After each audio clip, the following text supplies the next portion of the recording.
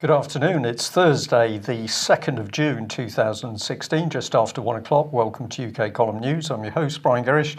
With me in the studio, Patrick Henningsen. Hello, Brian. Nice to see you. I know you're still a bit jet lagged. You only got in yesterday. How are you feeling this morning? Oh, chipper as always. It's the beautiful, clean Plymouth air.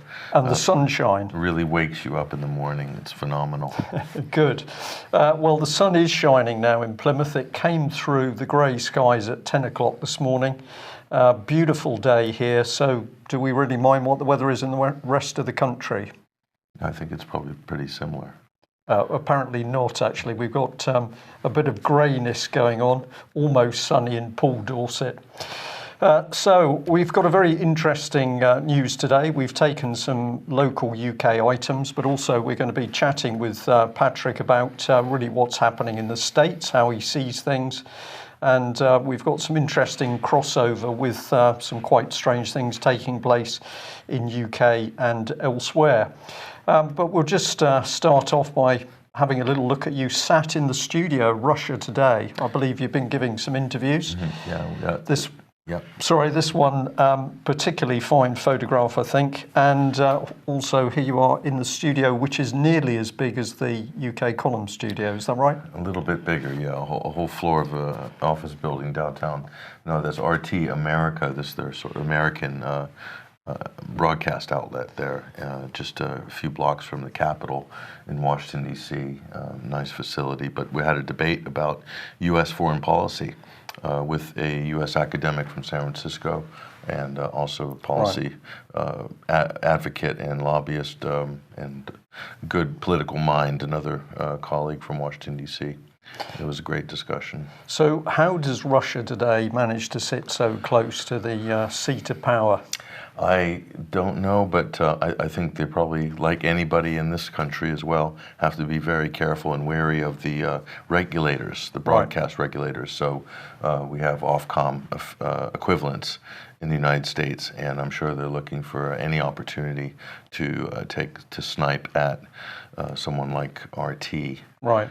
So I believe that they push out quite a lot of international news there, so not such a strong focus on what's happening in the US. Only for a few hours a day, and then outside of that, it's documentaries and international news primarily. So it's very international broadcast, even in America. Although there's a couple of local shows. Great financial program called Boom Bust. Right. So I'm not promoting RT here. It's a Kaiser Report, which we're familiar with, Max Kaiser, and this other show called Boom Bust. Great financial programs. So if you're following the markets, they're much better than what's on NBC and some of the other networks. Okay. Well, I've been in America myself for 2 weeks while you were here in UK. Then you went back again. I didn't look at any mainstream American news. I did look at some local newspapers, which we'll mention in a minute. But you weren't missing anything. I probably wasn't. But are people in the States actually watching Russia Today? Not many, unfortunately, not many. But you know what? It's not how many; it's who's watching. And I think the people, in terms of the really top radio, syndicated radio hosts in America, they watch RT International News because they talk about it on their show. Right. So, and they have audiences of 20 million, 30 million a day. Huge audience shares, much bigger than the television networks like CNN or Fox, for that matter, on a daily basis. So they watch it and they talk about it. And so it is influential. It's not how many, it's who is watching. And I think the people that matter are paying attention, looking for alternative news sources like this show and RT as well. Right. Okay, well, let's jump back to Europe, and we were sent this morning, which we're taking at face value. It's apparently a Weatherspoon beer mat. I should have given you a health warning, look away if you're of a weak disposition. But the photograph, you can just make it out, is our Chancellor with Miss Lagarde.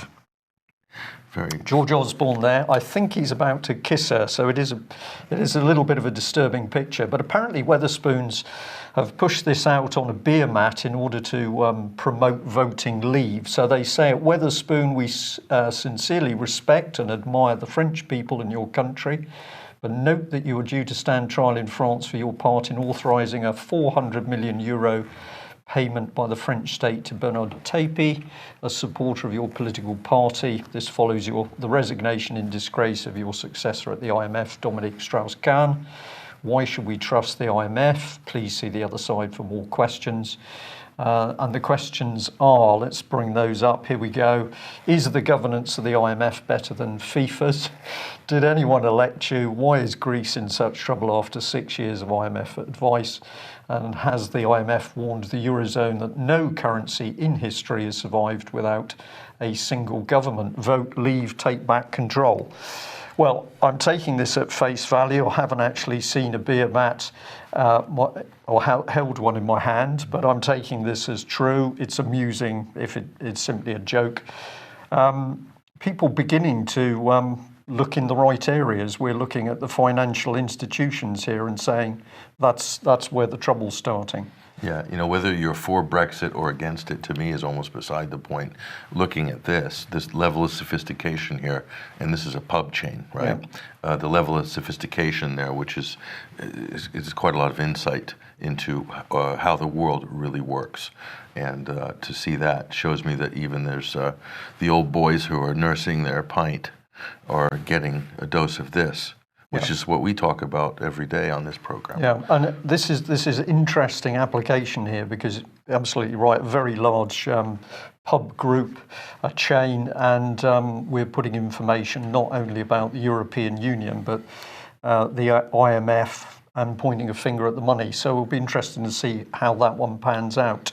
And the relationship between George Osborne and Christine Lagarde, fetching couple. Well, we know a little bit more. We don't want to talk about that too much. Right. But which would be worse, to kiss George Osborne or Christine Lagarde? Ooh, I don't know. Or both of them kissing each other. Yeah. Okay, we'll move on, as Mike would say. Well, here we've got a very interesting headline, which I'd like you to comment on, because I've seen this in a number of places. It's saying that the New York Times and other mainstream media outlets have actually been starting to point a finger at Saudi Arabia over involvement in 9/11 and certainly supporting trouble in Syria. Is this real? Can we take this at face value? Well, with regards to trouble in Syria, absolutely you could. But the problem in it is with this conversation, this looks to me, Brian, like a controlled explosion, you know, what in public relations or politics terms. So they're creating a controlled explosion with Saudi Arabia and 9/11 over here, which will go nowhere because there will be no proof that will link Saudi Arabia to 9/11. The Saudi Arabian hijackers are nothing more than a red herring to, you know, take people off on another rabbit hole, like Michael Moore's documentary Fahrenheit 9/11 did very effectively. It rooted the public into an alternative rabbit hole where there's a dead end. This is called a cul-de-sac in intellectual terms. So this is what I think. They're really ramping this up. But what it also does, Brian, is they can use this as leverage, Washington, against Saudi Arabia to get them to do a little bit more or be more compliant or move them in a certain direction because they've created a public opinion swell against Saudi Arabia. Right. So this is a bit of a warning shot across their bows that if you don't toe the line. Yeah, and there's a lot of people worried in Washington now because Saudi Arabia is throwing money around in lobbyist terms, the way that the Israeli lobby does. They're buying influence, they're creating foundations, strings of organizations to protect their image, to protect their interests, or to protect the spread of radical Islam, for instance, through radical mosques around the world. So there are people that want to sort of put this in check a little bit, so naturally, and so this could be an expression of wanting to, you know, isolate and kind of control a little bit Saudi Arabia's aspirations as a global player. Yeah. Okay. Well, one of the underlying themes that came out of our discussion before the news today was really the quality of people that we've got governing our respective countries. We just jump back to UK here. BBC reporting this one: ex-Cameron aide Patrick Rock guilty of child image offences, and this was part of the article. Former aide to Prime Minister David Cameron's been found guilty of possessing and downloading indecent images of children as young as 10, convicted on 5 charges, acquitted of 3 similar counts, and the jury was unable to reach a verdict on the remaining 12 charges. And I'll just contrast that, of course, with our illustrious Prime Minister David Cameron, who was widely reported of being extremely dismissive of historical sex abuse claims. So David Cameron went out of his way, as more and more information came out about child abuse in Westminster, to say, oh, well, no, this is all a storm in a teacup. Now we've got one of his former closest aides coming up for child porn, basically. This sort of thing has been going on in the States as well, Boys Town and similar. We have similar scandals historically, long-running child abuse rings organized at very high levels involving top people in the banking industry, in the political circles, and especially during the Reagan and Bush senior years. Yeah. These things came out in the Franklin scandal as well, Boys Town. And I think there's still Jeffrey Epstein most recently. This was dragged through the media, and Bill Clinton was attached to this. Prince Andrew in there as well, the great and the good. Alan Dershowitz, the great Israeli advocate and criminal lawyer, Harvard professor. Right. A lot of big names, attached to these scandals, and a lot of questions. And probably in the end, very little in terms of answers or justice, which always seems to be the way. Well, it's just been allowed to gently drift, to quieten down, disappear into the long grass. As I flew over to the States, and there was a wonderful choice of videos on the aircraft, and Spotlight, the film Spotlight, was there, which several people have told me that I should have a look at, which was about exposure of child abuse in the Catholic Church in America. And I watched that film. Why do I bring that up? Well, let's just have a look at some of the things that Archbishop of Canterbury Welby has been saying on the subject of child abuse. This is going back to October 2014, but he admits that child abuse had been rampant within the Church of England. When we showed this before, we put up a bit of comment from him. The betrayal of Christ in such behaviour is complete, is what he said. Now, this was after a mother had been basically hounding the church, saying, when are you going to tackle this issue? And we said, is this statement a statement of regret, a betrayal of the church, or is it a statement that the abuse of children is the ultimate satanic act, where the betrayal is? So we're saying, what is in the mind of this man? And we've got to the point of saying, well, is Mr. Welby a Christian? And many people would question whether he is. But we've got this incredibly toxic mix of politicians involved with child abuse. Senior people in the church know that it's going on in the church as well, but nobody wants to talk about it. I think the interesting thing, you brought up this film Spotlight. I think we talked about this when we were discussing that film, but the scandal that they broke in the Boston area, the Boston diocese of the Roman Catholic Church, involving, I think they had a list of, it could have been 80 or 85 priests. Yes. But if you amplify that nationally across all dioceses in America, and you look at those thousands of people involved, priests involved. So once again, a controlled explosion in the Boston area with this story is allowed to break. It releases pressure, and pressure on the church and the legal proceedings as well. Yeah. And then it sort of diffused at that point. Well, that was one of the things about the film, is that at one point the new editor of the newspaper says that we need to keep going with the investigations, because if we multiply the numbers out across the country, this is vast. It's not about a few hundred priests. And so that was the theme. They then get to the point of breaking the story in Boston, as you say. But the film never then goes on to say, well, what about all the other thousands of priests that were in all of the other areas of the states? So that one was successfully suppressed. The story burns itself off through a controlled media kind of release, as it were, but it still exists. The problem still exists, and it's a global issue. Right. It's not just confined to any particular diocese or city. It's a global, international issue that's organized on an international scale, in my opinion, anyway. Okay. Well, we've got some very strange people in control of UK and the US, and we're noticing things happening in society. This was sent through to me this morning. It was inevitably, because I spent 21 years in the Navy. So the headline is, Royal Navy officer cadet who was too drunk to consent had orgasm as she was raped by a fellow student. Now, this all took place in the Britannia Royal Naval College, which is a mere 15, 20 miles down the road, a little bit further. But this is the centre of training for the officer corps in the UK, very small scale compared to the US Navy. But we're getting consistent reports, Patrick, of basically a breakdown in discipline in the military. And one of the things that's been reporting more and more is the subject of bullying. So it's not only, one hand we could say, sexual problems here. This is serious. This is accusations of rape.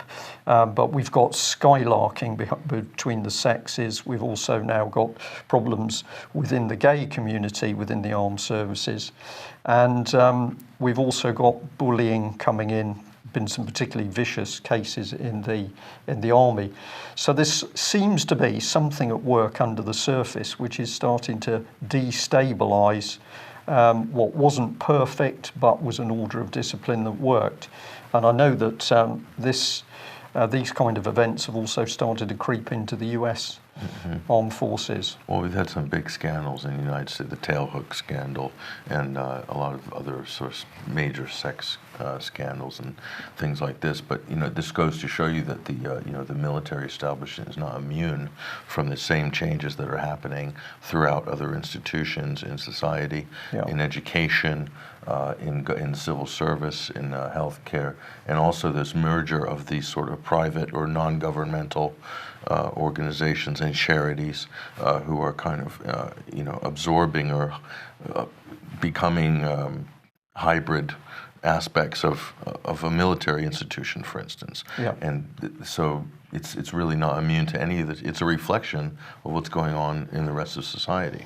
Right, so this is the interesting point. You've used the word change, which is a word that is now popping up everywhere. It's in policy documents in UK, it's in the paper, it's in local magazines. And I was intrigued to see in local newspapers in the States. So I'm looking at West Coast California local newspapers. And as I scan through the articles, all the wording is there. We're talking about change in school. We're talking about transformation of society. So is this a remarkable coincidence that we've got the same vocabulary being used in the UK and the US, or is there something a bit deeper, do you think? I think it's absolutely coordinated. You have a common purpose here in the UK. You have common cause in the United States. You have purpose in the United States out of New York.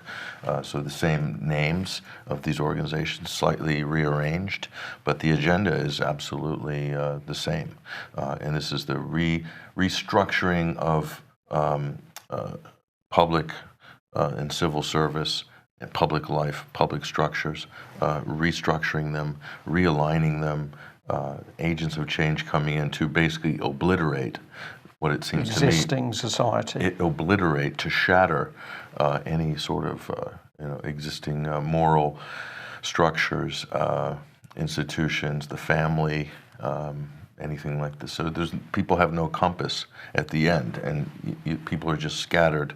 They have no bearing of where they stand morally, socially, in a community, and this reverberates all the way up to the nation state, Brian, obliterating national borders. And what's left at this point? What will be left is this will be problems everywhere. People will be crying out for a solution. Because they'll be lost, effectively, disorientated and lost. And then it's very easy to impose some sort of a feudal system at that point, a neo-feudal system that will have some structure to it. The same structure that was there before, Brian, but was smashed to bits by this invasion of the third sector into society, to disrupt, to break, to change, to transform. That's what's going on right now. That's what I can see over the last 10 or 15 years real clearly. Well, I can certainly see that. We're going to have a look in a few minutes at some documents towards the end of the news, some documents that tend to indicate that this is a comprehensive plan. We're jumping around a bit, but we are going in a particular direction. Let's have a look at tunnelling, because we've got mainstream press here getting very excited that there's been a massive 57-kilometre and very deep rail tunnel opened in Switzerland. All the great leaders have been there. But what is fascinating about this project is the razzmatazz, in your language, about it. And so the Guardian here is saying the world's longest rail tunnel opens with theatrical parade, and they've put embedded a video on the website, which I'm going to encourage people to go and have a look at. We'll swap across from the Guardian to Russia Today, because they've also got an excellent video of this. The great and the good here, well, maybe not the good, but Angela Merkel and Mr. Hollande and Renzi, the Italian Prime Minister, they've been cuddling each other because this has been such a successful project. So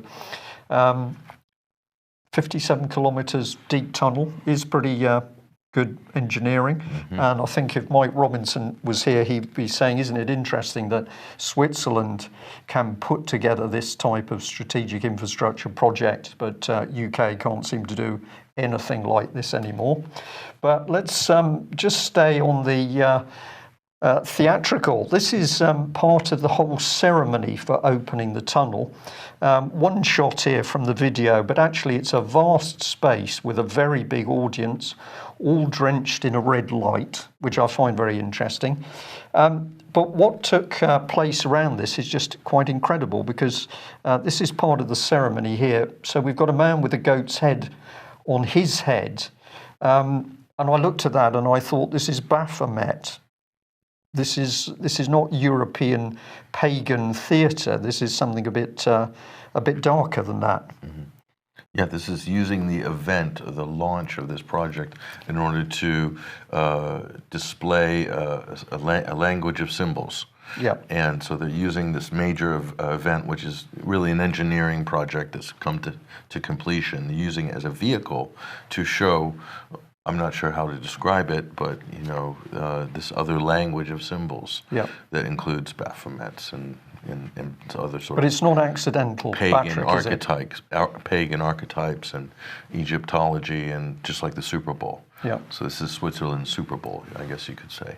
Well, I think we can. I'm just going to show a bit more because this one is so fantastic. Now, this is a big image. I think it is actually an image of the front of essentially the drill bit that went through the rock, went through the mountain. So we'll say, well, okay, that's pretty reasonable. But then have a look at this. This is part of the theatre. So we've got these workers in orange jumpsuits, and they walk in almost with a Germanic military march. They're looking very sombre, depressed. It's not a nice expression. They're not celebrating. They're not happy that the tunnel has opened, or it doesn't appear to be. And within no time at all, it gets into this, where they're flying around the room, tangled up in a sort of trapeze act with some form of demonic woman flying amongst them. This is a naked woman dressed as an eagle flying amongst the orange jumpsuits. Okay, well, I'll just show the rest because it just gets more bizarre. Well, eventually, of course, they get their jumpsuits off. And what is this? It's looking it's a kind of a pretty mucky. If you watch the video of this, you can go search it on YouTube, but this is a kind of a mock orgy where you have naked men and women simulating sex acts in front of all these European dignitaries, Brian. Right. At the launch of this tunnel. So this is not accidental. This is not some cheap company decided to have a laugh in front of all these heads of state of European countries. This has obviously got to be expensive. It's got to be planned, premeditated, and the ceremony must mean something to these people. It is a ritual ceremony. Right. That's the only thing you could explain this as. And it has to do with, I don't know, some of the sacred feminine or the male phallus or whatever. I don't know. I'm not sure exactly how to translate what I'm seeing here, but it's kind of disturbing because at the end of the day, it's a hole in the ground that they're running a train through. And it's a great piece of engineering, Brian, but does it warrant having a pagan festival? Or one wouldn't have thought so. I don't know. I don't think so. Well, we don't know what we get out of that, but we don't feel very comfortable with it. This is just something that was reported again quite some time ago, but Tesla boss Elon Musk warns that artificial intelligence development is summoning the demon. It's very interesting language, this, isn't it? He says we should be very careful about artificial intelligence, and this is the key bit here, if it comes up for me. Right, with artificial intelligence, we're summoning the demon. In all those stories, there's the guy with the pentagram and the holy water. It's like, yeah, we can control him, but we can't. So we are seeing, at the moment we get into big corporate business, big projects, we've got very bizarre language being used. Is this man just having a little bit of a laugh with the public, or is he actually talking about something a bit deeper? Well, Elon Musk is interesting, and he's typical of this kind of new billionaire class of transhumanist advocates and futurists, and he'll be with Ray Kurzweil at any number of conferences and symposiums throughout the year. They'll be sitting on the same panels sometimes, and they'll be chucking around the vision of transhumanism in the 21st century. And then he'll come with this comment, which is really sort of backpedaling on the idea of the singularity, the artificial intelligence. And he's absolutely invested in many technologies that will be part and parcel of the singularity should that come to pass. Right. Is this him having regrets? I'm not sure, Brian. Or boasting. Or boasting. It's very difficult to tell, but there's a number of high-tech gurus who have come out recently with in sort of mea culpa of technology. Steve Wozniak, founder of Apple, made a huge warning about AI. He's saying it's going to be very bad for humanity, possibly Stephen Hawking as well. The physicist has made a statement to that effect as well. But Steve Wozniak, founder of Apple, inventor of the personal computer, he has come out to say it's going to be the worst thing for humanity if AI comes online. But the problem, Brian, is AI is already online. Yeah. I've seen it working. I've seen demonstrations of it. It's already frightening in its infancy, Brian. UK column has reported that, following along from reports in other areas, that a system had been set up so that computers were able to select and generate worldwide news. So your journalist sat in wherever the Daily Mail picks up a feed which he thinks has come from a human being, but actually that news feed has been computer generated. There's a company in Chicago, Brian. If I just give your name, your country of birth, and your date of birth, I put that into the AI, and it will generate a CV, a resume of you that will be absolutely picture perfect, that will make your head spin. And how fast it does this, Brian? In a split second. By sucking information off the internet. Correct. Well, that should be interesting to read. I look forward to that. I'm just going to throw this one in. It should have been with the earlier material on the Archbishop of Canterbury, but nevertheless, it sits in a very good place here because this is a journalist, Richard Carveth, and he's been reporting out that the Archbishop of Canterbury is snubbing the victims of satanic ritual abuse. Now, what this is about is that Robert Greene, campaigner against child abuse, had contacted the Archbishop to say, would you give your support and would you speak out about what we're seeing as this ritualistic abuse? And basically he was told, well, we're only interested if the police are interested. So according to the Archbishop of Canterbury, he sort of rather lost track of his spiritual path. The police are the people to go to if you're dealing with Satanist ritual abuse. But he did say, if you can give me evidence, I'll of course, be interested. So Robert Greene provided him with evidence of real cases where the evidence is there, the police have been involved, and that has produced silence from the bishop. Mm-hmm. So very interesting stuff, which leads us in pretty nicely to this, because in your time in Washington, you've been seeing some interesting material on billboards and taking place in the streets. Well, this is a major advertising campaign going on right now in Washington, D.C., and I was just driving down the road, stopped at a stoplight, and I turned out the window and I looked at this, which is basically promoting the atheist pride. I think there's a parade or a series of events, and this is a very expensive campaign going to promote atheism, and Freedom from Religion Foundation is the organization. Freedom from Religion. So we've got some text that I think goes with this one, if we just bring that on screen. So this has been wiped off their website, but I managed to dredge it back up again. But this is what they said about the Ten Commandments. This is freedom from religion. They say, do study the Ten Commandments. They epitomize the childness and the vindictiveness, the sexism, the inflexibility, and the inadequacies of the Bible as a book of morals. In essence, the first four commandments all spring the Lord thy God has uneasy vanity, and like most dictators, most resort to threats rather than intellectual persuasion, etc. So what they're decrying the Ten Commandments. They're calling Jesus pro-slavery, and all these things, which they've actually wiped from their website since they were exposed by a blog in last year. So they got a bit of cold feet when they went a bit too far, probably. Yeah. So, but ironically, this is an organization that is trying to nibble and erode at the foundations of morals in a place like the United States. And how they do this is through lawsuits, by suing anybody and everybody. So for the violation of church and state, for instance, and so forth. And they've got money behind them if they're able to take on lawsuits. Millions of dollars. Millions of dollars, and they have a magazine called Freedom, Free Thought.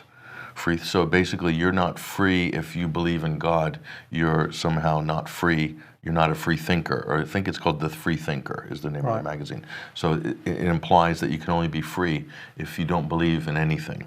If you're an atheist, you don't believe in any higher intelligence or higher power, then you're free according to this organization. Yeah, it's interesting. So what about this lady that we can bring up on screen? It's Annie Gaylor. Yeah, so she runs this organization. We did a little research. She's an interesting character. And her husband, Dan Barker, they run it. It's a husband and wife team out of Madison, Wisconsin. And I did a little research, and I thought, wow, let's see, maybe she comes from a long line of activists. And sure enough, a little bit of research turns up there's her mother, Ann Gaylor. And who is Ann Gaylor? She is from the Zero Population Growth Referral Unit. Growth Referral Unit. So she is really one of the founders of the Zero Population Growth movement in America, and is in league and colleague of Paul Ehrlich. And these are all very prominent, you might call them eugenicists, and very much promoting abortion throughout the United States and providing funding for abortions and so forth. So very much into zero population growth. Paul Ehrlich, by the way, is one of the big proponents of man-made global warming as well. Right. And so he is very close to people like John P. Holdren, the president's science advisor. So again, these are all people very much into this kind of Agenda 21, Agenda 2030. So it's a change agenda, but it's under the surface, but it's particularly hammering Christianity and any form of true spiritual belief. Well, you're right, Brian, but not under the surface anymore. We're seeing this now come to the top now. And so they're running multi-million-dollar ad campaigns with companies like Viacom, major media outlets, who have billboards and bus stops across the country. So promoting atheist pride. And they're using very sexualized images of attractive young ladies to market this image. And I think it's really interesting when you actually go in and read some of this stuff on their website. It's not all that coherent. Right. It's really just kind of ad hominem attacks against Christians and anyone who believes in God. Mainly Christianity. They don't attack any other religions. This is a very interesting which is interesting, point, isn't it? There must be. We haven't got time to get into perhaps some of the whys and wherefores, but you just asked the question, why is it that they have to go for Christianity? I think my instant answer would be because they're frightened of it, and that could open an interesting debate. We've got Freedom from Religion Foundation here. It's saying, on the whole, Jesus said little that was worthwhile. He introduced nothing new to ethics except hell. He instituted no social programs. Being omniscient, he could have shared some useful science or medicine. So this is pretty scathing stuff. We got a bit more on this one. If one purges the Judaism of the prophets and Christianity as Jesus Christ taught it, all of the subsequent editions, especially those of the priests, one is left with a teaching which is capable of curing all the social ills. So you've got to get rid of all the prophets, and then we can turn society into a better place. And this was the other one. Our legal work, well, that really says it all, doesn't it? This is what you're talking about. This is how these organizations function, is they just attack everybody in the courts. Yep. So they just sue and they sue and they sue. This is basic, and they put people out of business. They stop organizations from doing work. They attack anybody.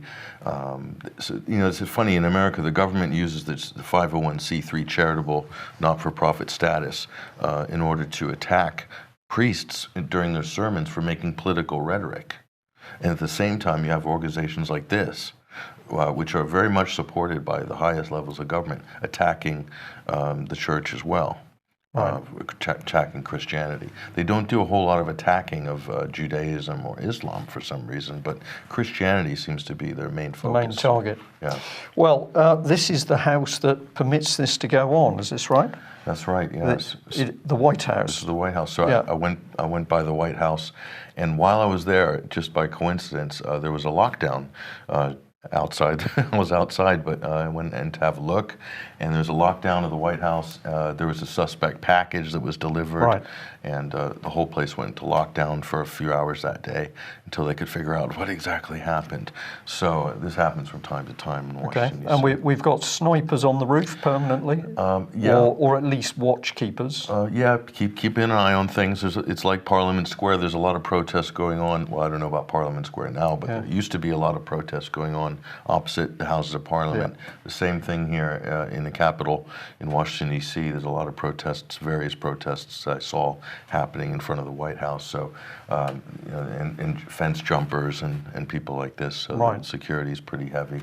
There's one of we ringed him there, a guy up on the roof, but on the streets we've got something different taking place. Now, one of the points that you made, Patrick, was that you were there amongst a lot of tourists who were doing all the tourist things. They're taking selfies in front of the White House, but they're not seeing what is going on. You saw the poster, and you saw this incident.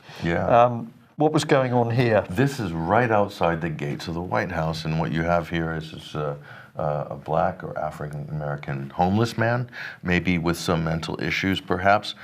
He's very vocal. He was talking loudly about his political beliefs. Someone complained that he was harassing the tourists, and he's being now set upon by. There was at least 4 police officers, 3 of them dressed like they work at a country club, wearing shorts and no socks. Which is a kind of a funny look for Washington, D.C. police, but there you go. These are the times we live in, Brian. Cops on mountain bikes. But this poor guy, the look on his face pretty much tells it all. You know, he's the first black president, and still black homeless people getting harassed outside the White House. Well, at least there's some outside the White House, because of course in London and other cities in UK, we're working very hard to keep those despicable people off the streets. You don't want homeless people on the streets. Good grief. But it's funny because there's a lot of protesters out there, Brian, and for some reason, you know, some people get picked up, others don't. So I guess they're trying to manage this chaos a little bit as they see it. Yeah. And then you've got a couple of other interesting ones here. This I thought this was a very powerful headline on this banner: "In war, there are no unwounded soldiers." Sure. This is a Memorial Day weekend, this past weekend, and it's a big day in Washington, D.C., especially for veterans. And Veterans for Peace had an amazing little camp set up here. This is just opposite the Lincoln Memorial and the Washington Monument. And Veterans for Peace had a beautiful, they built their own Washington Monument made of little aluminum placards that people had put a message on, and they strung it together. And I saw what they were doing there, and I absolutely support, you know, the message that they're putting out, which was excellent. So we don't need to fight wars. We don't need to have soldiers coming home, period, dismembered, and so forth, fighting wars of aggression, corporate wars of profit and imperialism. I was told an interesting little bit of information the other day. We just had the Invicta Games for the military disabled. Where did it take place? Disney. But we had people with the loss of 2, 3 limbs, and of course with the high technology additions now, they could be running or doing other things. But that took place within the environment of Disney, and the comment was that there was something slightly surreal about it. Surreal in maybe not a nice way. These people who'd undergone so much, lost limbs, terribly wounded, and now they'd sort of become high tech within a Disney environment. Well, but Disney, the masters of theatrics, as you pointed out on the show, I think was it yesterday? I think it might have been Mike did. Daesh Disney, yeah. Yeah. Well, this was a bit more of your comments. K Street, what's the significance of this one? Oh, K Street is famous for the place where all the lobbyist offices are located, and this is what makes Washington move and shake. Now, I was there for a week. I met more, in terms of out on the street and at events. I ran into more lobbyists. I didn't run into any politicians or anybody who works for a politician, but I ran into tons of lobbyists. Right. Okay, so the lobby money is what makes that's what drives the engine of Washington. It's more than the civil service, more than the political class. It's the lobbyists. They outnumber everyone else by, who knows, a factor of 10 to 1. Yeah. There's a lobby for just about anything you can imagine in there, and they're throwing money like crazy, and it ends up in all the expensive restaurants and bars late at night, and who knows what else. So this is big corporate money, essentially, which is driving the political machinery. And it's driving the economic machinery as well. The price of property there is quite expensive, like London or San Francisco, and that the gentrification and the property values going up is lobby money that's really pushing that. So interesting. Okay, and this one brought a smile to my face because when I saw it, it's so obvious, isn't it? Yeah, I was with some people when I walked by. I pulled out my camera, and it was at night. They said, "Why are you taking a picture of the pharmacy?" And the reason I wasn't taking a picture of the pharmacy, I was taking a picture of that sandwich board outside, and they're really pushing the vaccines openly in America, very aggressive in terms of selling the vaccines. There was another pharmacy that was offering a $25 gift certificate if you got your flu shot. Yeah. Or your updated flu shot, for instance. So that was in the fall because flu season was supposedly being. But it's almost like a bribe. Please get your flu shot, and we'll give you $25 if you get it. This is just pedestrian stuff. Yeah. So this is really it's a big push. Vaccines. That's all you hear about in terms of the health conversation in America. But very little dialogue on the dangers of those vaccines, apart from within specialist writers and periodicals. Well, I took some photographs in the States as well. I'm just going to keep this very simple. Everywhere I went was the US flag. And of course, what this was it was a statement that patriotism in America is extremely high. People are prepared to fly the flag. You don't see this in UK. Very rare that there's the national flag in somebody's private house or even a business. But everywhere we went were the US flag. And we get into an area like this, which is a pretty wealthy urban area in suburban area in California, US flags everywhere. Do these people get any information that something isn't right with what's happening politically in their own country?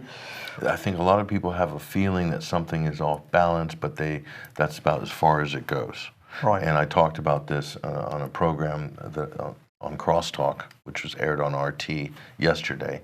And I said that the public, we talked about gaslighting on this program before, but the public is being gaslighted by the mainstream media, by Fox, by all these major media outlets, and by the political leadership who are echoing this kind of agenda, if you will.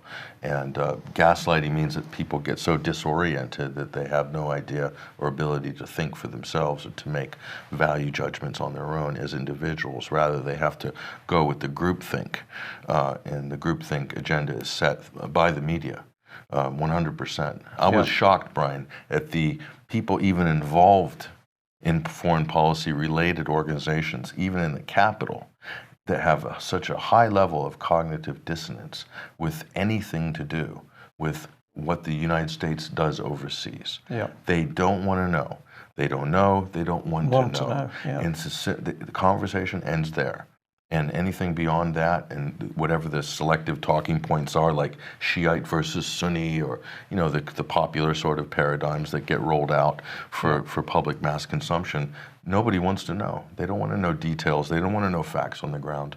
They don't want to know any alternative dialogue to what is coming down that narrow pipeline. Yeah. That's where we're at. It's quite frightening when you consider that's in the capital of the United States. Yeah. Well, I took a couple of alternative photographs as well. We just bring them in pretty quickly. There's this one here. This was in a lay-by close to a park that I went to with some of the family. If I highlight what was on it, it says active antennas are mounted on the outside face of this building. Well, it was a telegraph pole, what I'd call a telegraph pole. Stay back a minimum of 3 feet. The point was that I stumble across a box, which then tells me you don't want to be too close to this box. You're going to be irradiated. And I found that fascinating. And we wonder how many of these AT&T boxes there are across America. And why they don't have a fence around them that's 6 feet in diameter. And why they don't have a fence around them. And then this was fairly close by, but essentially we've got another one here. I think I can blow this up a bit. So we've got caution. Basically, we're talking about radiation here. And it's saying that radio frequency fields beyond this point may exceed the FCC general public exposure limit. And I wondered how you did that. You admit on a sign that you're pumping out something that may exceed the limit. Isn't that what the regulator is for? Well, I don't know. To stop that from happening? Yeah, one would have thought so. That's incredible. Yeah. But this followed on a pattern that I was intrigued by the number of signs. I saw signs that you mustn't park. I saw signs that you shouldn't walk on this particular path. You shouldn't cycle on this particular path. You shouldn't take your dog on a particular path. There were so many warning signs. It actually, I think, beat UK in some areas at least. Yeah. Democracy, free country? Not really, no. It is one of the most, California is famous for this, by the way. California is the most regulated of all states and societies, so that's to keep it fresh for the beautiful people. I'm not sure why, but it is pretty amazing when you go to some countries, the amount of freedom. In Europe, in some places, you can go and hike and walk across the fields or the Dartmouth, whatever. And you can't do that in the United States. In some places, they've really got it locked up. Yeah. especially in California. Okay, well, just putting a few of the topics that we've discussed together and with an eye on the time, this is a document which we've shown before. It's come out of a book by the late Christopher Story, and the book was called The EU Collective Enemy of Its Member States. And in it was a chart which was supposedly from a Soviet defector saying that there was going to be a massive attack on Western democracies. And that attack was going to be done through all areas, through religion, education, media, culture, law and order, social relations, security. Things were going to be politicized, commercialized, made happy-clappy. Permissiveness was going to come in. What was the result? Well, the intended results are there. So education, you bring in permissiveness, relativity, and you end up with ignorance and zero historical knowledge. Now, this table I've always held in pretty high regard, because you say as time goes on, you can go through it and tick things off. Very comprehensive in areas. Family, foster, breakdown, destroy marriage. Well, that's going on, isn't it?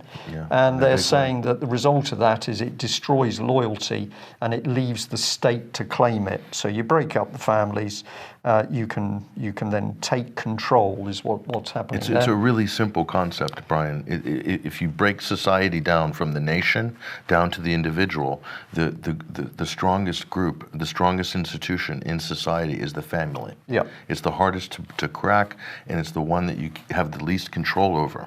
And if you can crack and break the family unit, that's the nut that really holds the society together. Yeah. If you can break that, if you can crack it, then you basically have complete full spectrum dominance over all areas social.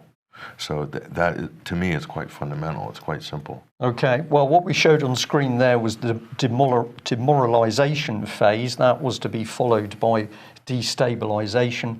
So here it's talking about getting a power struggle, the destruction of legal substructure, bargaining process, the destruction of industry and currency.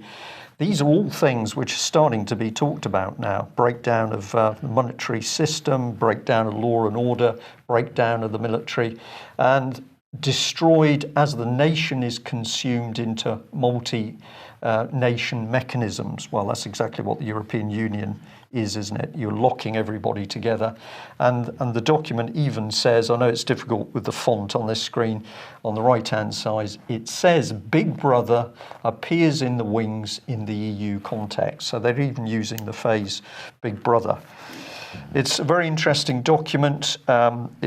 You cannot say that the thing is a fake because somebody somewhere wrote it.